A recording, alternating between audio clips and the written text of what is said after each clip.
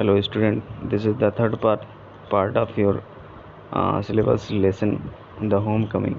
The next few days were full of rejoicing. अगले कुछ दिन आनंद से भरे हुए थे जब फटीक के मामा उनके घर पे आए थे, उस समय की बात है.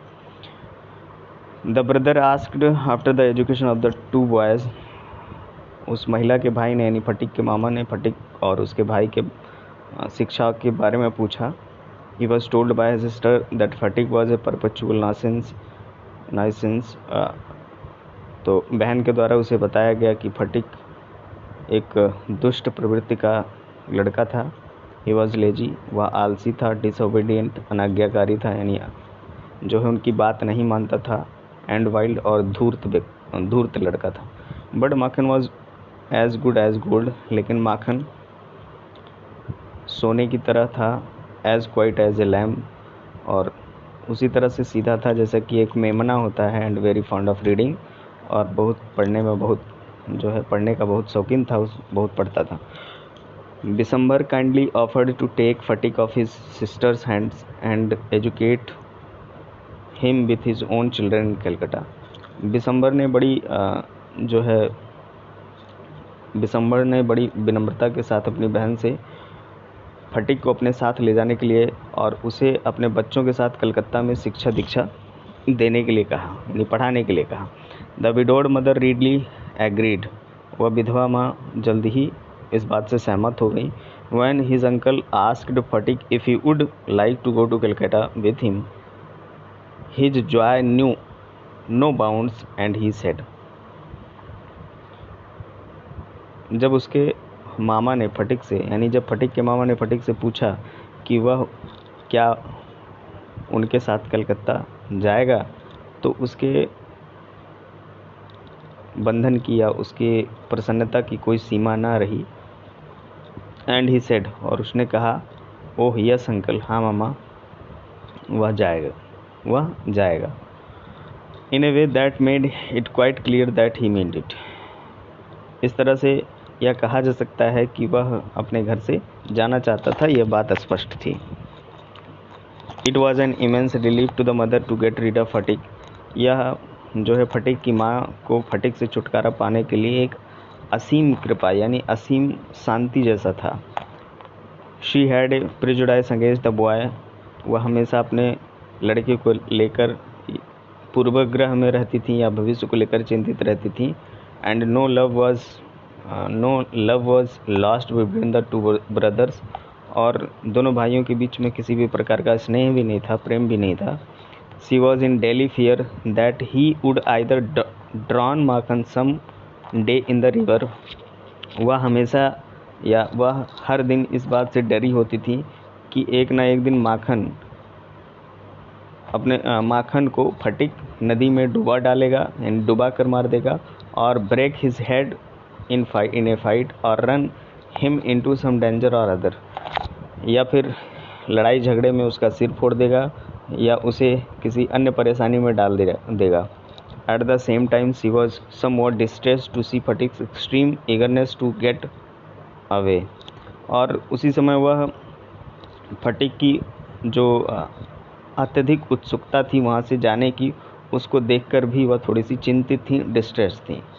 Fatigue as soon as all was settled, Phatik ने अपने आप को पूरी तरह से तैयार कर लिया. Kept asking his uncle every minute when they were to start, यानी फटीक ने अपने आप को पूरी तरह से तैयार कर लिया था और वह हर मिनट अपने मामा से पूछता रहता था कि वह कब जाने वाले थे. He was on pins and needles all day long with excitement, वह हमेशा इतनी ज़्यादा उत्सुकता में था कि जैसे कि वह सुइयों की नोक पर बैठा हुआ था. एंड ले awake most of the night, और वह जो है देर रात तक जागता रहता था या देर रात तक उसे नींद नहीं आती थी. ही बिक्वेड टू माखन, उसने अपनी संपत्ति को माखन को दे दी, यानी माखन को वसीयत कर दी. इन परपेचुइटी, जो उसके संपत्ति के रूप में जो थी उसके पास, जैसे कि फिशिंग रॉड हो गई, हिज बिग काइट, उसकी बड़ी सी पतंग हो गई, हिज मार्बल्स, उसके कंचे हो गए इत्यादि, उसने सब कुछ अपने छोटे भाई माखन को दे दिया. Indeed at this time of departure his generosity towards Makhan was abounded, वास्तव में ऐसा इसलिए हुआ था कि ठीक उसी समय जब वह उसका भाई यानी फटिक अपने भाई माखन से अलग होने लगा था, तो फटिक के मन के भीतर माखन के प्रति जो सज्जनता थी, दयालुता थी, वह उभर कर आ गई। ठीक है, वह अब बंधन में नहीं थी। When they reached Calcutta, Sphatik made the acquaintance of his aunt for the first time. जब वे दोनों यानी फटिक और उसके मामा दोनों कलकत्ता पहुँचे, तो फटिक ने पहली बार अपनी मामी से जो है परिचय प्राप्त किया, यानी अपनी मामी को देखा और उनसे परिचय किया। She was by no means pleased with this unnecessary addition to her family. She was by no means pleased with this unnecessary addition to her family. अपने परिवार में एक जो है unnecessary यानी बिना किसी काम के, या ऐसे कह सकते हैं बिना किसी आवश्यकता के किसी व्यक्ति को बढ़ा देने से वह खुश नहीं थी। She found her own 3 boys quite enough to manage without taking anyone else.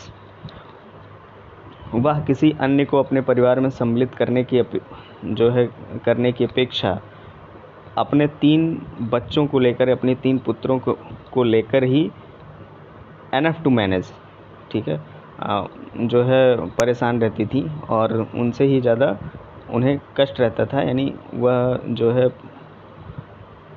मतलब पर्याप्त रूप से उनको मैनेज नहीं कर पाती थी। And to bring a village lad मतलब होता है लड़का, of 14 into their midst was terribly upsetting. और इस तरह से एक गांव के लड़के को, जो कि जिसकी उम्र 14 साल है, उनके बीच में ले आकर सम्मिलित कर देना, यानी शहर में ले आना और अपने परिवार के बीच में रखना, परिवार के साथ रखना, वाज टेरिबली अपसेटिंग। यह तो और भी भयानक होने वाला था। ठीक है, टेरिबल भयानक था। December should really have thought twice before committing such an indiscretion.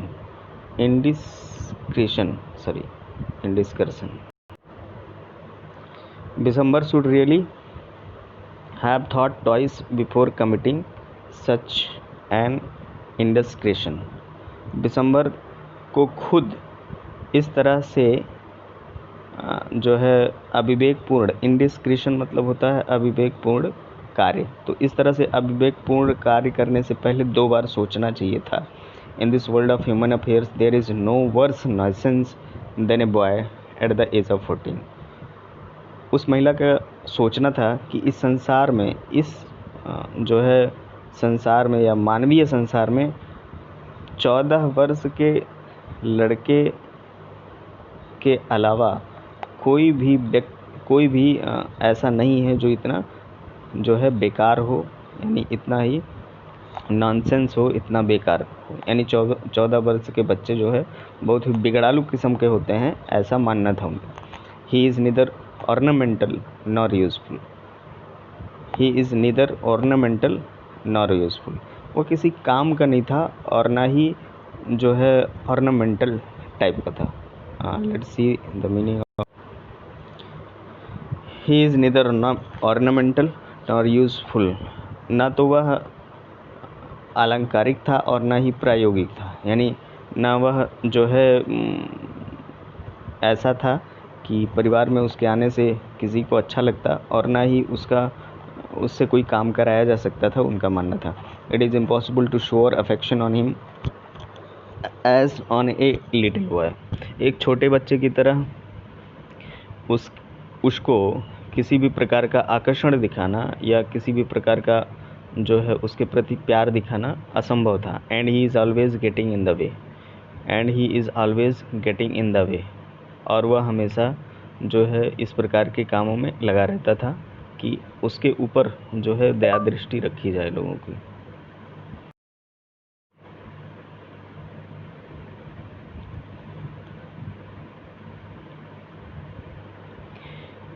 If he talks with a childish lisp, he is called a baby.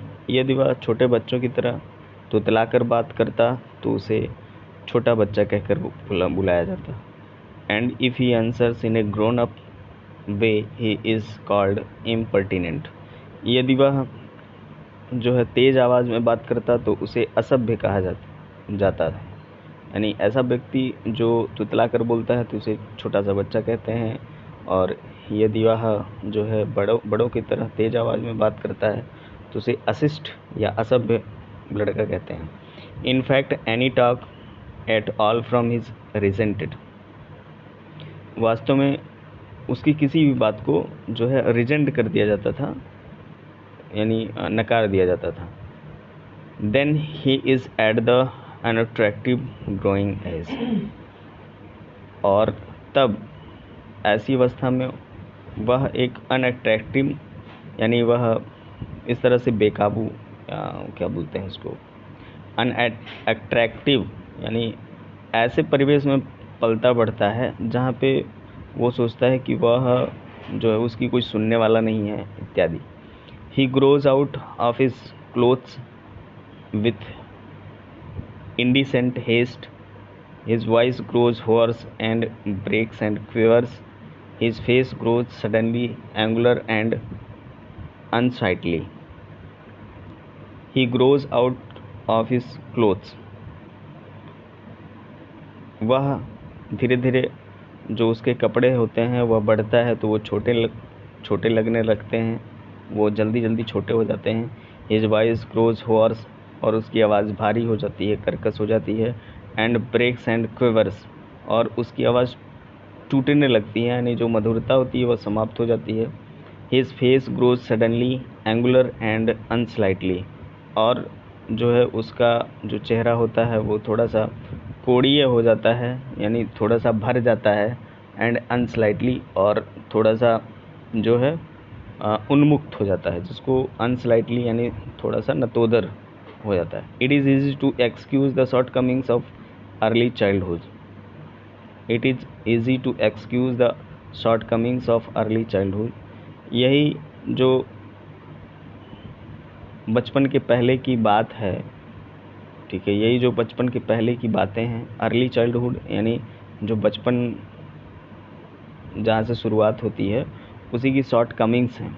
But it is hard to tolerate even unavoidable lapses in a boy of 14। लेकिन 14 वर्ष की उम्र के लड़के के कार्य के बारे में जो है अवॉइड करना, टॉलरेट करना, ठीक है, यह कठिन होता है, यानी उसकी देख रेख करनी चाहिए। कहने का मतलब ये लेखक ये कहना चाहता है। The lad himself becomes painfully self conscious. ऐसी उम्र में लड़के जो है वो सेल्फ कॉन्शियस हो जाते हैं, यानी आत्म उन्मुक्त हो जाते हैं, यानी वो जो है उनको कष्ट होता है किसी बात से तो वो किसी की सुनते नहीं हैं, जब उनकी नहीं सुनी जाती तो वो भी नहीं सुनते हैं, इसलिए सेल्फ कॉन्शियस हो जाते हैं, आत्म उन्मुक्त हो जाते हैं, यानी अपनी ही सुनते हैं, दूसरे की नहीं सुनते। When he talks with elderly people he is either unduly forward or else so unduly shy that he appears ashamed of his very existence।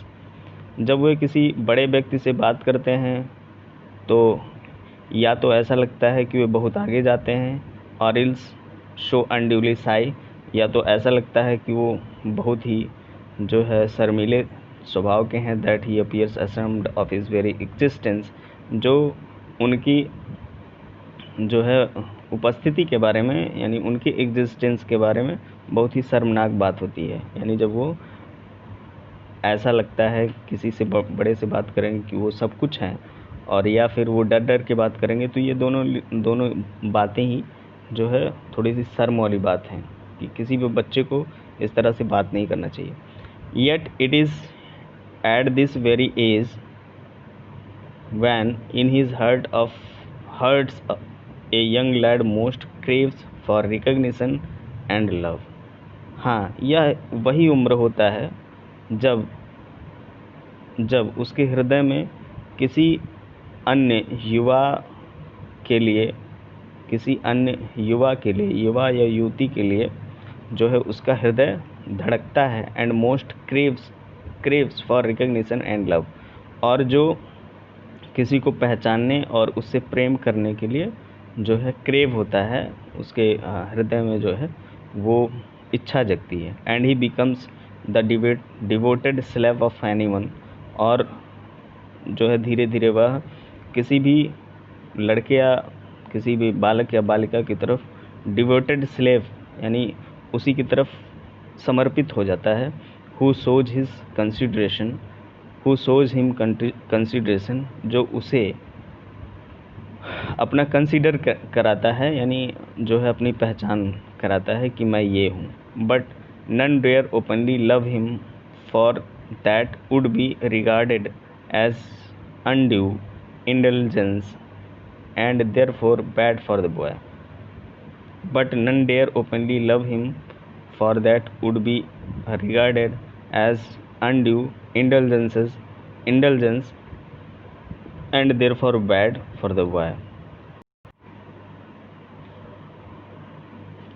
But none dare openly love him, for that would be regarded as undue indulgence and therefore bad for the boy. लेकिन जो है कोई भी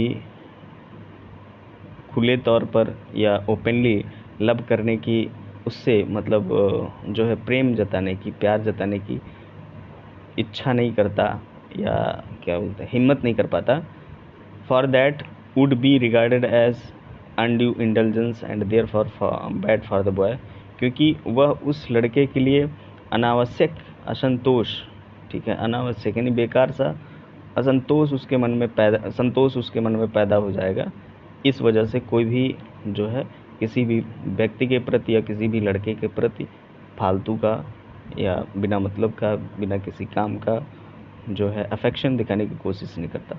show what with scolding and chiding, he becomes very much like a stray dog that has lost his master.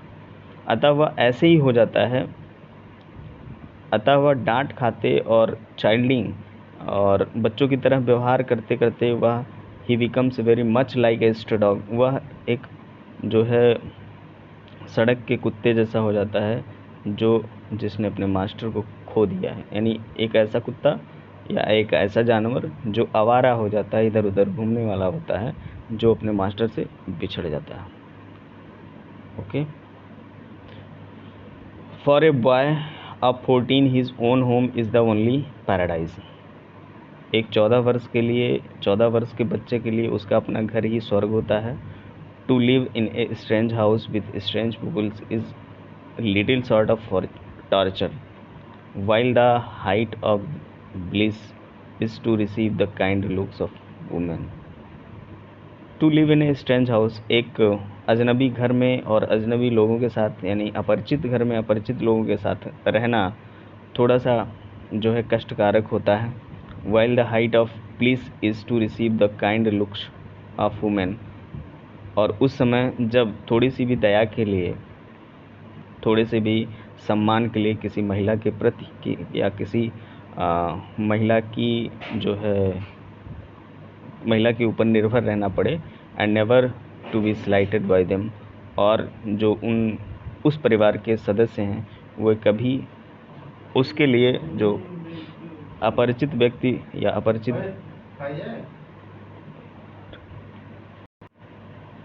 And never to be slighted by them, और जो है वे लोग भी यानी परिवार के अन्य सदस्य भी उसकी तरफ जो है कोई ध्यान। तो स्टूडेंट इसके आगे जो है पार्ट 4 में बताया जाएगा। ओके, धन्यवाद।